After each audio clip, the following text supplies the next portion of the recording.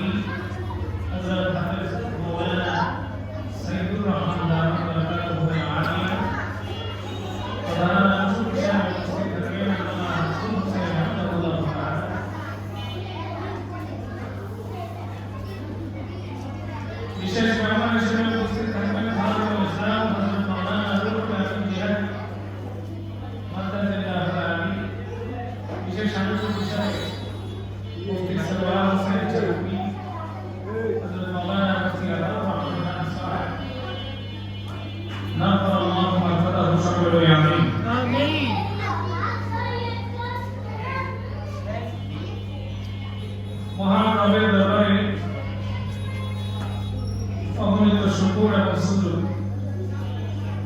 আল্লাহ পাক রব্বুল আলামিন আমাদেরকে এই মহৎ জলসায় বার মাগরিব অত্যন্ত গুরুত্বপূর্ণ সময়, এই সময়ে আমাদেরকে দ্বীনের নসিহত, দ্বীনের কথা শোনার জন্য, দ্বীনের আলোচনা শোনার জন্য আসতে পেরেছি, বসতে পেরেছি। আল্লাহ আমাদেরকে সুযোগ করে দিয়েছেন। এই জন্য আমরা অবনত চিত্তে আমাদের আওয়াজকে বুলন্দ করে দিয়ে পুরুষ সচিত কণ্ঠে একবার কালেমাতুল শুকর আদায় করে নিয়ে আলহামদুলিল্লাহ।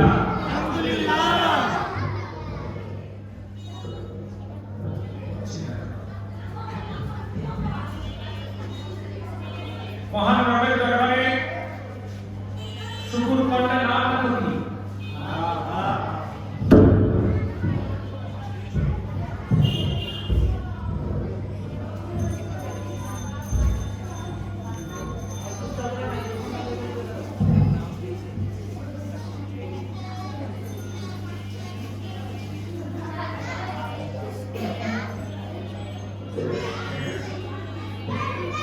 মহান রব আল্লাহ পাক রব্বুল আলামিন আমাদেরকে এই মহৎ জলসায় যদি আমাদেরকে আসার মতো সুযোগ না দিতে, পৃথিবীর কোনো শক্তি নাই আমাদেরকে এই মজলিসে আসার এবং বসার। আল্লাহ আমাদেরকে একমাত্র কবুল করেছেন বিদায় আমরা বেহেশতের বাগানে দ্বীনের কথা শোনার জন্য আমরা আসতে পেরেছি, বসতে পেরেছি। যে মহান রব আমাদেরকে এই তৌফিক দিয়েছেন, সেই মহান রবের দরবারে আবারও আমরা আরেকবার কালেমাতুল শুকর আদায় করি আলহামদুলিল্লাহ।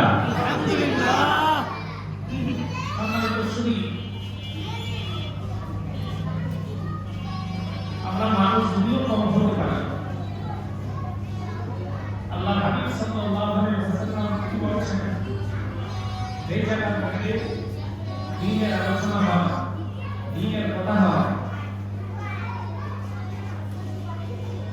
আল্লাহ এবং তার রাসূলের পরিচয়, মানুষদেরকে ইসলামের কথা বলা হয়, তো ওই মজলিসটাকে আল্লাহ পাক রব্বুল আলামিন বেহেশতের বাগান হিসেবে তুলনা করেছেন। তার পাশাপাশি আল্লাহ পাক দোস্ত হাবিব সাল্লাল্লাহু আলাইহি ওয়াসাল্লামকে বলেছেন, নাযালাত আলাইহিমুর রাহমা ওয়া নাযালাত আলাইহিমুস সাকিনাহ। যে জায়গার মধ্যে কোরআন এবং সুন্নাহর কথা বলা হয়, কোরআন সুন্নাহর আলোচনা হয়, ওই জায়গার মধ্যে আল্লাহ পাক রব্বুল আলামিন রহমত বর্ষণ করে, সাকিনা অবতীর্ণ করে। সুবহানাল্লাহ। এমন হতে পারে এই সময় দুনিয়ার কাজ করতে ছেড়ে দিয়ে, কারখানা ছেড়ে দিয়ে আল্লাহ পাক রব্বুল আলামিনের করে নসিহত শোনার জন্য, ইসলাম হওয়ার জন্য, কালাম থেকে শোনার জন্য, কালামের পাক থেকে আল্লাহর বাণী শোনার জন্য, রাসূলের হাদিসের আলোচনা শোনার জন্য বসে গিয়েছি। আল্লাহ পাক রব্বুল আলামিন এই বসাটাকে কবুল করে আমাদেরকে জান্নাত নসিব করে দিতে পারে। আল্লাহ যদি আপনাকে জান্নাত দেয়, কারো কাছে কোনো কফিয়ত দিতে হবে না। আল্লাহ হচ্ছেন তিনি, আল্লাহ হচ্ছেন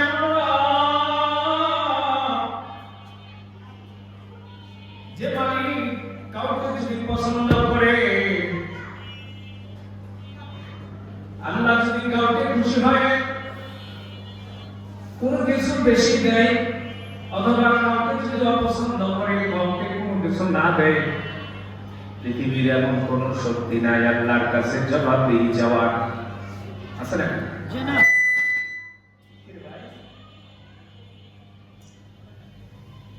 মাইকেল চাওয়াটা ঠিক করে না। সেই মহান রব্বুল আলামিন কবুল করেছেন বিদায় আমাদেরকে এখানে বসার তৌফিক দিয়েছেন। আল্লাহ যদি আমাদেরকে সুযোগ না দিতেন, এই মজলিসে বসার মতো আমাদের ক্ষমতা ছিল না। কিন্তু মহান রব আমাদেরকে পছন্দ করেছেন বিদায় আমাদেরকে এখানে আসার সুযোগ করে দিয়েছেন। সেই মনে যদি ইচ্ছা করেন এই সময়কে অতিবাহিত করার জন্য আল্লাহ পাক রব্বুল আলামিন হয়তো রাজি খুশি হয় আপনারা জান্নাতের মধ্যে পৌঁছে দিতে পারেন কিনা?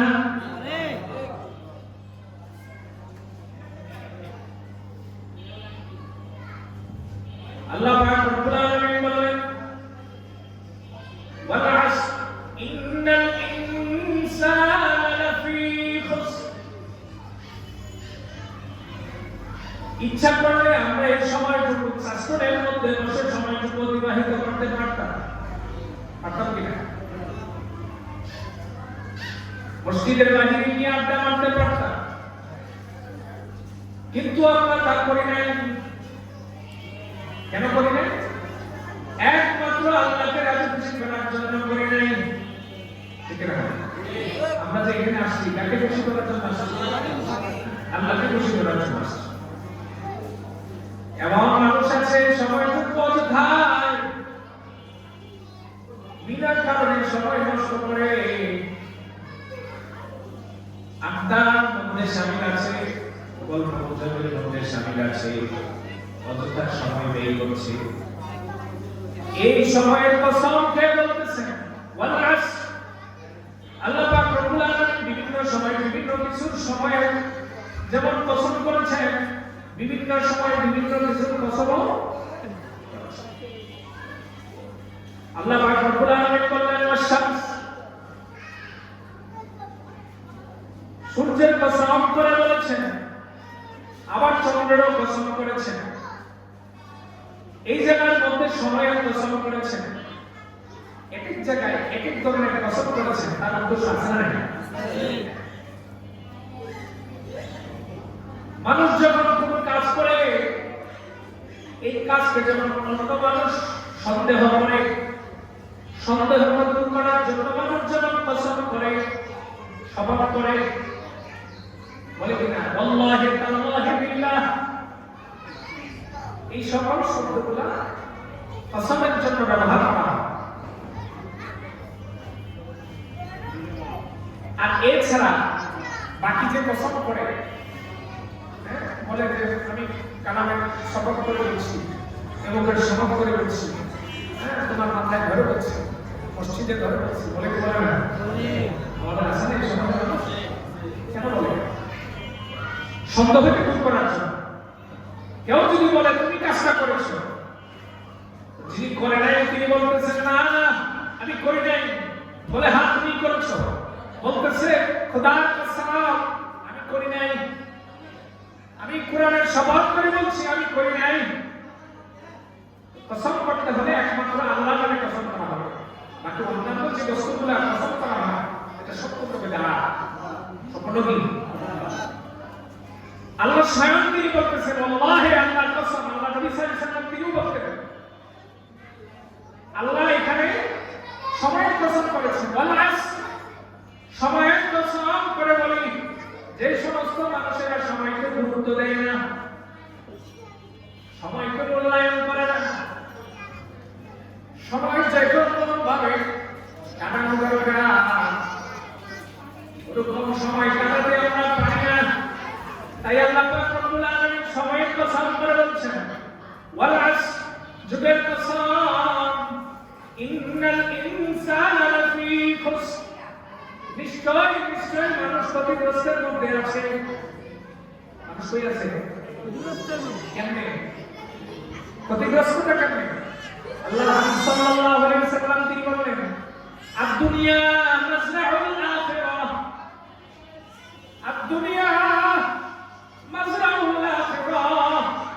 ও দুনিয়ার মানুষ, আমি তোমাকে দুনিয়াতে থাকার জন্য একটা সময় বেঁধে দিয়েছি, আজাদিন মুসাম্মা। যখন এই সময়টা কেটে যাবে পৃথিবীর এমন কোনো ক্ষমতা নাই তোমাকে বাঁচিয়ে রাখা আছে নাই। সময় শেষ, দুনিয়া থেকে আমাকে কি করতে হবে? বিদায় নিতে হবে। এই জন্য আল্লাহ পাক রব্বুল আলামিনের হাবিব সাল্লাল্লাহু আলাইহি ওয়াসাল্লাম তিনি বললেন, আদ-দুনিয়া মাযরাউল আখিরাহ, দুনিয়াতে আমাকে আপনাকে পাঠিয়েছে একমাত্র আখিরাতের চাষাবাদ করার জন্য। আমাদের কাছে কি দুনিয়াতে আখিরাতের চাষাবাদ করার জন্য পাঠিয়েছে। চাষাবাদটা কেন? আমরা যখন জমিতে চাষ করি, এক একটা সিজন আছে না? এই যে এই সিজনটা এখন জমিতে কৃষকরা ধান করবে, বীজ বপন করবে। এই সময়টা যদি চলে যায়, অন্য সময় কি ধান করা যায়? ঠিক তদ্রুপ শীতকালীন সময়ে আমরা দেখি কৃষকরা জমিতে ফসলাদি জন্মায়, ফসলাদি চাষ করে, সবজি চাষ করে। এই সময়টা যখন না থাকে, অন্য সময় কি সবজি পাওয়া যায়? ঠিক তদ্রুপ আল্লাহ এটাকে বুঝিয়েছেন, আল্লাহ হাবিব সাল্লাল্লাহু আলাইহি ওয়াসাল্লাম এটাকে বুঝিয়েছেন। আর দুনিয়া মাযরাউল আখিরাহ, দুনিয়াটা হলো তোমার চাষাবাদের সময়। এই দুনিয়ার মধ্যে যদি তুমি জীবিত অবস্থায় একটা নেক কাজ করো, ও মানুষ, আল্লাহ বলছেন যে ব্যক্তি দুনিয়ার মধ্যে বসে একটা নেক কাজ করবে, একবার মাত্র সুবহানাল্লাহ বলবে, একবার মাত্র আলহামদুলিল্লাহ বলবে, একবার মাত্র আল্লাহু আকবার বলবে, সুবহানাল্লাহ, আলহামদুলিল্লাহ, আল্লাহু আকবার। এই যে তিনটা তাসবিহ পড়লাম, কি ঘন্টার পর ঘন্টা লাগছে? মাসের পর মাস লাগে নাই? কয়েক সেকেন্ডের মধ্যে আমরা করতে পারছি। পারছি কিনা? পারছি কিনা? আল্লাহর হাবিব সাল্লাল্লাহু আলাইহি ওয়াসাল্লাম তিনি বললেন, কোন ব্যক্তি যদি একবার মাত্র সুবহানাল্লাহ বলে, আল্লাহ পাক রব্বুল আলামিন ওই ব্যক্তির জন্য জমিনের মধ্যে যেরকম কৃষকরা একটা বীজ বপন করলে একটা গাছ হয়, গাছ থেকে 10টা ফল বের হয়, এই ফল থেকে মানুষ দুনিয়ার মধ্যে বপন করে গেলেন। ঠিক তদ্রুপ দুনিয়ার মধ্যে যদি চাষাবাদ করার সময় যদি আমরা না থাকে, আমরা যদি চাষাবাদই না করতে পারি, তো মৃত্যুর পরে আমাদের যখন ওজন দেওয়া হবে, মৃত্যুর পরে যখন আমাদের ন্যায় পুণ্যের হিসাব নেওয়া হবে, তখন যদি আমরা দেখি যে আমাদের আমলনামায় নেকের অভাব, আমাদের অবস্থা কি হবে? এই জন্য আল্লাহ পাক রব্বুল আলামিন তিনি বললেন, ওয়া মা খালাকতুল জিন্না ওয়াল ইনসা ইল্লা লিয়াবুদুন।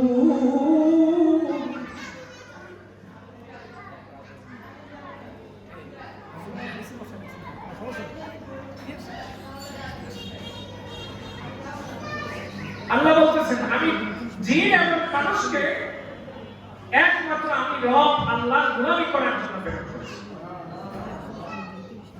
সুবহানাল্লাহ, আলহামদুলিল্লাহ, আল্লাহু আকবার বলে তো ক্ষতি নাই, লাভ আছে না? আছে। একবার যদি কোনো ব্যক্তি সুবহানাল্লাহ বলে, আল্লাহর হাবিব সাল্লাল্লাহু আলাইহি ওয়াসাল্লাম তিনি বললেন, জান্নাতের মধ্যে তার নামে একটি গাছ বপন করা হয়। ওই পাতার মধ্যে, ওই গাছের মধ্যে যত পাতা আছে, সমস্ত পাতা ওই ইনসানের জন্য আল্লাহর কাছে ইস্তেগফার করতে থাকে। আমরা যদি দুনিয়া থেকে মৃত্যুবরণ করি, শত চেষ্টা করলে কি আমাদের ইবাদত কবুল হবে? হবে না? এক ব্যক্তি কবরের মধ্যে 500 বছর কোরআন তেলাওয়াত করছে। কত বছর? 500 বছর কোরআন তেলাওয়াত করছে। একজন আল্লাহওয়ালা হুজুর ব্যক্তি কোরআনের পাশ দিয়ে যাচ্ছে, ওই কবরের পাশ দিয়ে যাচ্ছে। কবরের পাশ দিয়ে যখন যাচ্ছিলেন, তিনি কবরের ভিতর থেকে কোরআন তেলাওয়াতের আওয়াজ শুনছেন। কি শুনছেন? বুজুর্গ ব্যক্তি তিনি চিন্তা করলেন, আল্লাহু আকবার, এই ব্যক্তি কেমন আবেগিক ছিলেন যে দুনিয়াতে যা করছে তো করছে, কবরে বসে তিনি কি করছেন? কোরআন তেলাওয়াত করছেন। এই অবস্থা দেখে তিনি বিস্মিত হয়ে গেলেন। বিস্মিত হয়ে বলেন, সুবহানাল্লাহ, আল্লাহ ওনাকে কেমন দরজা দান করেছেন, যার দরুন তিনি এখানে বসেও কোরআন তেলাওয়াত করছেন। যে ব্যক্তি কবরের পাশ থেকে সুবহানাল্লাহ একবার বলেছে। কবরের ভিতর থেকে আওয়াজ আসছে, রে ভাই তুমি আমার এই 500 বছর কোরআন তেলাওয়াত দেখে তুমি আশ্চর্য হয়ে সুবহানাল্লাহ বলেছো। আমি আমার 500 বছর কোরআন তেলাওয়াতের যে ফজিলত, আমি আমার ফজিলতকে তোমাকে দিয়ে দিলাম। তুমি দুনিয়াতে বসে একবার যে সুবহানাল্লাহ পড়েছো, এই সুবহানাল্লাহর সবটুকু আমাকে দিয়ে দাও।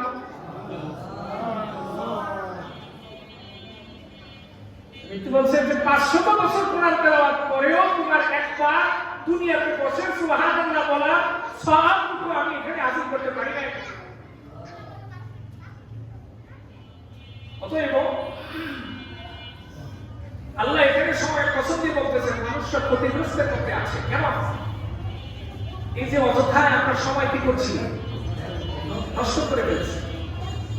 এরপর আল্লাহ বলতেছেন ইল্লাল্লাযীনা আমানু ওয়া আমিলুস সালিহাত, ইল্লা অর্থাৎ ইসতিসনা এখানে ব্যবহার করেছেন। তবে মানুষ তো আর সবাই জাহান্নামে যাবে না, পার্থক্য করেছেন। তাদেরকে পার্থক্য করেছেন যারা ইল্লাল্লাযীনা আমানু, যারা আল্লাহর উপরে ঈমান আনয়ন করেছে, নবীর রিসালাতের উপরে ঈমান আনয়ন করেছে, ওয়া আমিলুস সালিহাত, সৎ কাজ করেছে, ওয়া তাওয়াসাউ বিল হাক্কি ওয়া তাওয়াসাউ বিস সাবর, হকের উপরে আছে আর সুখে দুঃখে সর্ব অবস্থায় ধৈর্য ধারণ করেছে। এই 4টা কাজ যারা করে, আল্লাহ বলতেছেন তাদেরকে ছাড়া বাকি সবাই ক্ষতিগ্রস্তের মধ্যে আছে। এই ক্ষতির ব্যাখ্যা করতে গিয়ে মানুষদেরকে আবার উৎসাহ দিচ্ছে। কিছু কিছু মানুষ আছে, ঈমান আছে, আবার নেক কাজও করছে, সত্যের উপরে থাকার চেষ্টা করছে, সবরও ধারণ করছে, তারপরেও মানুষ মাঝে মাঝে গুনাহের কাজের মধ্যে কি করে যায়, সম্পৃক্ত হয়ে যায়। আল্লাহ পাক রব্বুল আলামিন তাদেরকে খুশি করার জন্য তিনি বলতেছেন যে 10টা কাজ করলে আল্লাহ পাক রব্বুল আলামিন এই শ্রেণীর মানুষদেরকে আল্লাহ উদ্ধার করে দিবেন, বাঁচিয়ে দিবেন। আল্লাহ কত সুযোগ করে দিচ্ছেন আমাদের, আমরা তা বুঝি না। আমরা কি করি না, বুঝি না। বুঝার সেই ক্ষমতা আমাদের নাই, থাকলেও আমরা চেষ্টা করি না। যদি বাংলাদেশের মানুষ ইসলাম হইতে প্রত্যেক মসজিদে মসজিদে প্রতি সপ্তাহে শুক্রবার দিন আলোচনা হয় কি হয় না? হয়। আবার এই শীতের সিজনে আসলে বিভিন্ন অঞ্চলের মধ্যে বা বিভিন্ন গলিতে গলিতে নসিহত হচ্ছে কিনা, আলোচনা হচ্ছে কিনা? হচ্ছে। হওয়ার পরেও আমাদের মাঝে কি নাই? আমাদের মাঝে সংশোধন নাই, আমরা ফিরে আসি।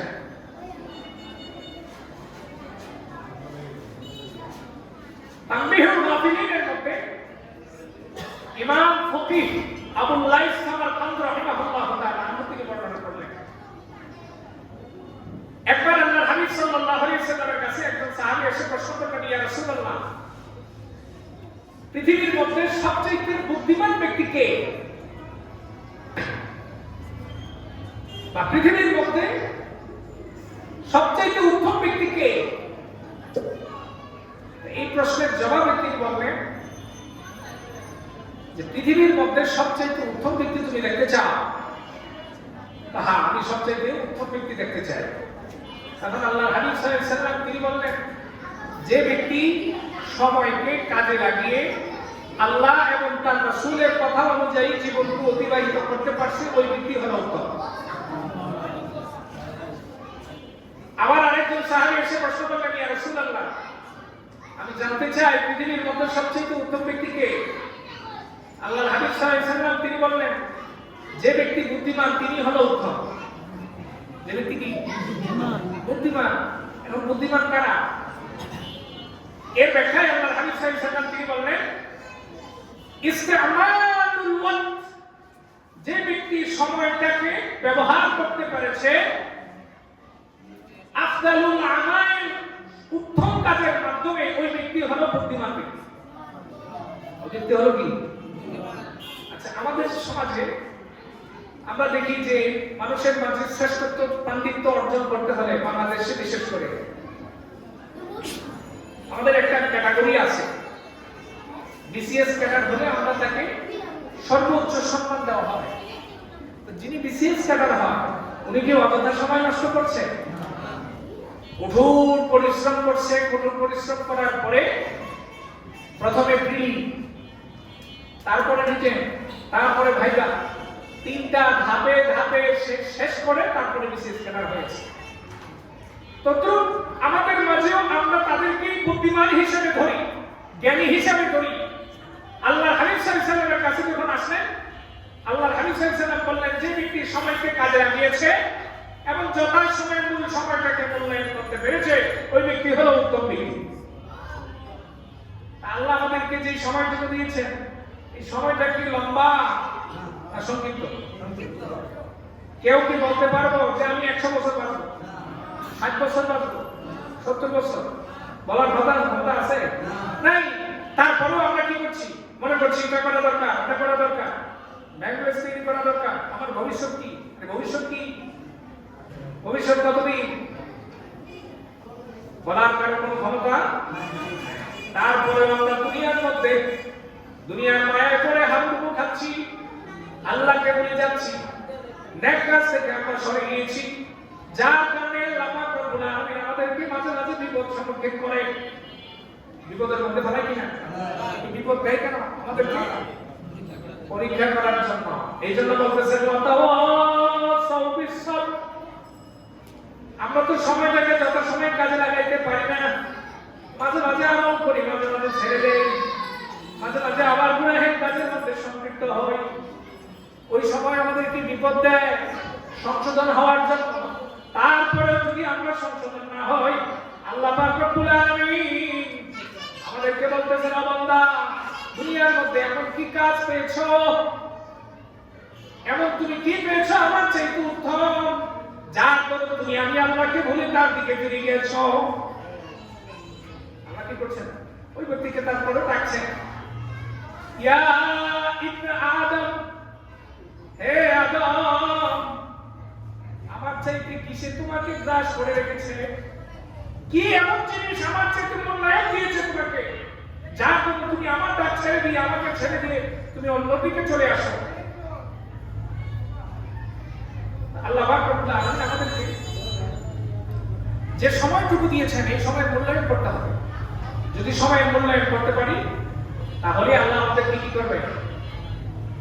ওই যে ইল্লাল্লাযীনা আমানু ওয়া আমিলুস সালিহাত, যে মানুষগুলোর মধ্যে অসংখ্য মানুষ ক্ষতিগ্রস্তের মধ্যে আছে, তাদের মধ্য থেকে আমাদেরকে পৃথক করবে 4টা কাজের মাধ্যমে। এই 4টা কাজ যদি আমরা সঠিকভাবে করতে পারি, তাহলে আমরা সংশোধন হব। তাহলে আল্লাহ আমাদেরকে প্রিয় ব্যক্তি হিসেবে কি করবে? সাব্যস্ত করবে। অন্যথায় আমরা এখান থেকে বাঁচার কি নাই? সুযোগ নাই। এজন্য আল্লাহর হাবিব সাল্লাল্লাহু আলাইহি ওয়াসাল্লাম তিনি বলেন, মানুষ যখন গুনাহের কাজের মধ্যে সম্পৃক্ত হয়ে যায়, আল্লাহ পাক রব্বুল আলামিন তার কাছ থেকে রহমতের ফেরেশতাকে দূর করে দেন। রহমতের ফেরেশতা কি করে? দূর করে দেন। যখন দূর হয়ে যায়, বান্দা তখন একটা গুনাহ কাজ করে, করতে গেলে তার গুনাহের কাজের কারণে আরেকটা গুনাহের কাজ তার জন্য সহজ করে দেয়। একটা গুনাহের কাজ যখন করে, আরেকটা গুনাহের কাজ কি করে দেয়? সহজ করে দেয়। আবার বান্দা যখন কোনো একটা নেক কাজ করে, ওই নেক কাজের দরুন আল্লাহ পাক রব্বুল আলামিন তার নেক কাজের আরেকটা নেক কাজ করা সহজ করে দেয়। সুবহানাল্লাহ। অতএব আমাদেরকে বেশি বেশি করে কি করতে হবে? নেক কাজের কাজ যেগুলো আছে ওগুলোর প্রতি আমাদের চেষ্টা করে যেতে হবে। আল্লাহ আমাদেরকে সেই অভিজ্ঞান করো সকলে বলে আমি। রাতে আছি তো ইনশাআল্লাহ? যে সময়টুকু পাবো, একবার সুবহানাল্লাহ বসে আছি, সুবহানাল্লাহ, সময় পাইছি, আলহামদুলিল্লাহ, একটু কাজ করতেছি, তার মধ্যে আমরা তাসবিহ করব। এই সমস্ত ইবাদতগুলো যদি করতে পারি, কালকে আমাদের ময়দানে দেখা যাবে এই ছোট ছোট আমলগুলো আমাদের জন্য নাজাতের জরিয়া হিসেবে কবুল করে দিয়েছে। এজন্য আল্লাহর হাবিব সাল্লাল্লাহু আলাইহি ওয়াসাল্লাম তিনি বললেন, আল্লাহ নবী সাল্লাল্লাহু আলাইহি ওয়াসাল্লাম তিনি বললেন, দুনিয়ার মানুষ ক্ষতিগ্রস্তের দিকে এই জন্যই আছে, যদি মানুষ আল্লাহ যে সময়টুকু নিয়ামত হিসাবে দিয়েছেন, সেই নিয়ামত পেয়ে যদি আমরা নিয়ামতের কাজটুকু সঠিকভাবে আদায় না করতে পারি, 5 ওয়াক্ত নামাজ আমাদেরকে আল্লাহ পাক রব্বুল আলামিন ফরজ করে দিয়েছেন, যথাসময়ে যেরকম ফরজ, যথাসময়ের পরে যদি ইচ্ছাকৃতভাবে নামাজ ছেড়ে দিয়ে পরে কাজা করে, ওই কাজা কি কবুল হওয়ার সম্ভাবনা আছে? যদি আল্লাহর ইচ্ছা হয় তাহলে করতে পারে, কিন্তু বেশিরভাগই বলছেন আল্লাহ নাও করতে পারে। সময় গুরুত্ব আছে না? সময় যেরকম 5 ওয়াক্ত নামাজ যেরকম একটা সময় নির্ধারণ করে দিয়েছেন, ওই সময় অনুযায়ী যদি আমরা এক কাজ না করতে পারি, আল্লাহ হাবিব সাল্লাল্লাহু আলাইহি ওয়াসাল্লাম তিনি বললেন যে যেরকম ভাবে 5 ওয়াক্ত নামাজের একটি নির্দিষ্ট সময় আছে, এরপরে নামাজ আদায় করলে কবুল হতেও পারে নাও হতে পারে, এটা কি না? অতএব আজমালু রাফিকুম ফিদ দুনিয়া, দুনিয়ার মধ্যে আল্লাহ নবী সাল্লাল্লাহু আলাইহি ওয়াসাল্লাম বললেন দুনিয়ার মধ্যে সবচেয়ে বন্ধু স্বরূপ যে জিনিসটা আছে হুয়া তাসবিহ। দুনিয়ার মধ্যে আমাদের জন্য সবচেয়ে বন্ধু যেটাকে আমরা ভাবি, যে আমরা বিপদে পড়লে আমাদেরকে রক্ষা করার জন্য চেষ্টা করে কি ভাই ব্রাদার আত্মীয়-স্বজন যারা আছে, বন্ধু বান্ধব যারা আছে, আমাদেরকে তারা কি করে? সহযোগিতা করে কি করে?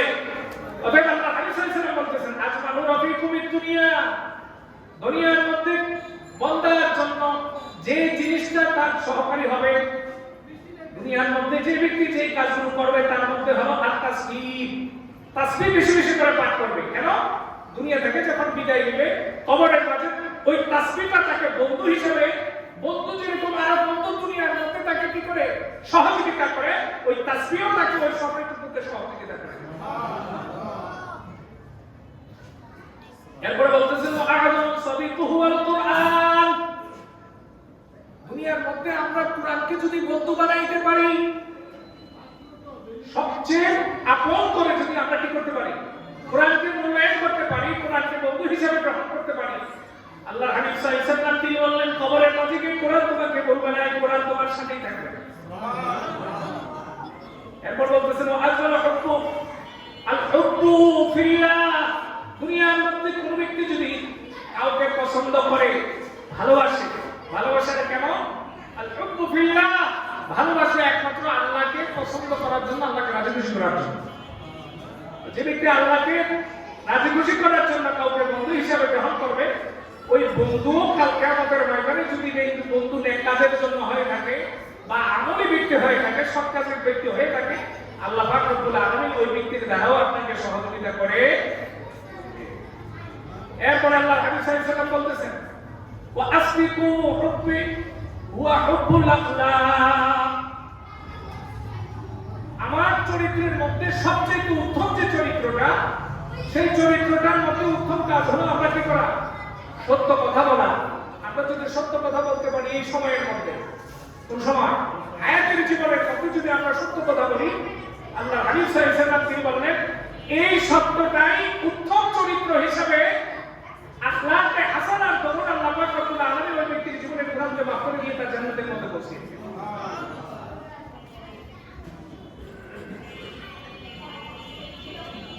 এজন্য আল্লাহ হাবিব সাল্লাল্লাহু আলাইহি ওয়াসাল্লাম তিনি বললেন, সর্বশেষ যে কথাটুকু তিনি বলছেন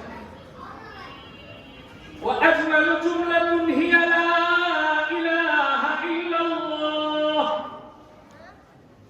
উত্তম কথা তিনি বললেন। আল্লাহ হাবিব সাল্লাল্লাহু আলাইহি ওয়াসাল্লাম তিনি বলতেছেন আফদালুয যিকরি লা ইলাহা ইল্লাল্লাহ। আপনাদের তাসবিহ পড়ি, সুবহানাল্লাহ, আলহামদুলিল্লাহ, আল্লাহু আকবার, যে যাই পড়ি সমস্ত কিছুই আল্লাহকে স্মরণ করার জন্য পড়ি। আর স্মরণের মধ্যে সর্বশ্রেষ্ঠ যে কতটুকু স্মরণের মধ্যে উত্তম কথা, আজমালুল জুমলা, জুমলা মানে বাক্য, সবচেয়ে উত্তম যে বাক্য ইয়া লা ইলাহা ইল্লাল্লাহ, সকলে বলে লা ইলাহা ইল্লাল্লাহ মুহাম্মাদুর রাসূলুল্লাহ। এই কালেমার জিকির করা, যে ব্যক্তি এই কালেমার জিকিরের মধ্যে সর্বাবস্থায় থাকবে, লা ইলাহা ইল্লাল্লাহ মুখলিসান, ইখলাসের সাথে কোন ব্যক্তি যদি একবার মাত্র ওয়াহিদা, একবার মাত্র লা ইলাহা ইল্লাল্লাহ বলে, আল্লাহর হাবিব সাল্লাল্লাহু আলাইহি ওয়াসাল্লাম বললেন আল্লাহ পাক রব্বুল আলামিন ওই একবার লা ইলাহা ইল্লাল্লাহ বলার জন্য তাকে জান্নাতে দিয়ে দিবেন। সুবহানাল্লাহ। ডাকার মতো যদি আমরা ডাকতে পারি, আল্লাহু আকবার সুবহানাল্লাহ আলহামদুলিল্লাহ বলতেছি, আমার দোকানের হিসাবও করতেছি, হ্যাঁ নামাজ পড়তেছি, দোকানদারের হিসাবও করতেছি, নামাজ কি কবুল হবে? সাহাবের মধ্যে আল্লাহর হাবিব সাল্লাল্লাহু আলাইহি ওয়াসাল্লাম তিনি বলেছেন, আন্নাকারাতিল গুরাব, নামাজ পড়তেছি, নামাজের মধ্যে খেয়াল চলে গেছে অন্যদিকে। কাক যেমন দ্রুত গতিতে খাবার খায়, কাকি আস্তে খায় না, দ্রুত ঠোকর ঠোকর দেয়, তাই কিনা? তো দ্রুত ঠোকর দিয়ে যেমন কাক উড়ে যায়, যে জায়গার মধ্যে কাক মুখ দিছে এই জায়গার মধ্যে এই জায়গাটা কি হয়ে যায়? খালি হয়ে যায়। কি হয়? খালি হয়ে যায়। সাহাবের বর্ণনায় আল্লাহ হাবিব সাল্লাল্লাহু আলাইহি ওয়াসাল্লাম তিনি বলতেছেন, যদি কোনো ব্যক্তি নামাজের মধ্যে বেখালি হয়ে যায়, নামাজের মধ্যে অন্যমনস্ক হয়ে যায়, আল্লাহ হাবিব সাল্লাল্লাহু আলাইহি ওয়াসাল্লাম বলতেছেন, আন্নাকারাতিল গুরাব, কাক দ্রুত গতিতে খাবার নিয়ে নেওয়ার কারণে যে অংশটুকু খালি হয়ে গেছে, ব্যক্তির নামাজের অংশের মধ্যে যদি কোনো অংশে দুনিয়াবি খেয়াল চলে আসে, নামাজের ওই অংশটা খালি হয়ে যায়, যার জন্য আমরা নামাজ পড়ার মধ্যে অতটা স্বাদ পাই না, মজা পাই না, নামাজ কবুলও না হওয়ার সম্ভাবনা বেশি থাকে। এজন্য যে কাজগুলোই করবো ইখলাসের সাথে করবো। কিসের সাথে? ইখলাসের সাথে। আর সব সময় আল্লাহর হাবিব সাল্লাল্লাহু আলাইহি ওয়াসাল্লাম তিনি বললেন, যে জুমলাটুকু আমরা যে বাক্যটুকু পাঠ করবো, আজমানুল জুমলাতি হিয়া লা ইলাহা ইল্লাল্লাহ, যে ব্যক্তি লা ইলাহা ইল্লাল্লাহ বেশি বেশি করে পাঠ করবে, আল্লাহ পাকের দোস্ত হাবিব সাল্লাল্লাহু আলাইহি ওয়াসাল্লাম তিনি বললেন, লা ইলাহা ইল্লাল্লাহ বলার জন্য আল্লাহ পাক রব্বুল আলামিন তাকে জান্নাতের মধ্যে ঢুকিয়ে দিবে। আমরা জান্নাতে যাইতে চাই কি চাই না? এইজন্য সকাল সন্ধ্যায় জিকির করব কার? আল্লাহ। জিকিরের মধ্যে কোরআন তেলাওয়াত আছে, নামাজ আছে, রোজা আছে, হজ আছে, যা কিছু ইবাদত আছে সমস্ত কিছুই জিকির। অতএব জিকিরের মধ্যেও যেটা উত্তম জিকির, কথার মাঝেও তাসবিহের মাঝেও যে তাসবিহটা সবচেয়ে উত্তম, সেই যে কথাটা হলো লা ইলাহা ইল্লাল্লাহ। আমরা সেই কালেমার উপরে থাকতে রাজি আছি তো ইনশাআল্লাহ? আল্লাহ পাক রব্বুল আলামিন আমাদেরকে নেক আমল করা, বেশি বেশি করে নেক আমল করা সেই তৌফিক দান করুন। সকলে বলি আমিন। ওয়া আখিরু দাওয়ানা আলহামদুলিল্লাহি রাব্বিল আলামিন। এলো দু চারটি কথা বলেছি, আমরা আল্লাহর কাছে